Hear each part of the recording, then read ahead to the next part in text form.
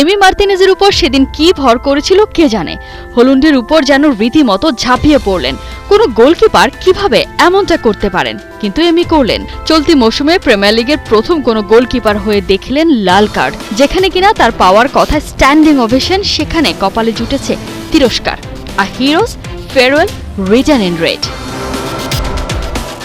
2020 সালে ভিলা পার্কে যে জার্নিটা শুরু হয়েছিল তা এবার শেষ হলো। এমির পরের স্টেশন কোথায়? এই যখন প্রশ্ন, তখন এমি মার্তিনেজকে খুঁজে পাওয়া গেল বার্সেলোনাতে। পরিবারের সাথে ছুটি কাটাতে বার্সায় অবস্থান করছেন এই বিশ্বকাপ জয়ী গোলকিপার। সাথে আছেন তার এজেন্ট জর্জ মেন্ডেস। তবে কি বার্সাতেই যোগ দিচ্ছেন এই আর্জেন্টাইন? দুয়ে 4 মিলতেই পারে। গোলকিপার খুঁজে বেড়াচ্ছে বার্সেলোনা। লম্বা ইনজুরিতে দলের বাইরে আন্দ্রে টের স্টেগেন। আপৎকালীন বিপদ কাটাতে দ্বারস্থ হতে হয়েছিল শেজনির কাছে। এই গোলকিপার এসে বার্সাকে জিতিয়েছেন লা লিগা শিরোপা। তবে শেজনি যদি আবারও অবসরে ফিরে যান, তাহলে কে নেবে কাতালানদের গোল পোস্টের দায়িত্ব? এমির পছন্দ বার্সা, জানে সবাই। বার্সেলোনা কি খুঁজে নেবে মেসির এই সতীর্থকে?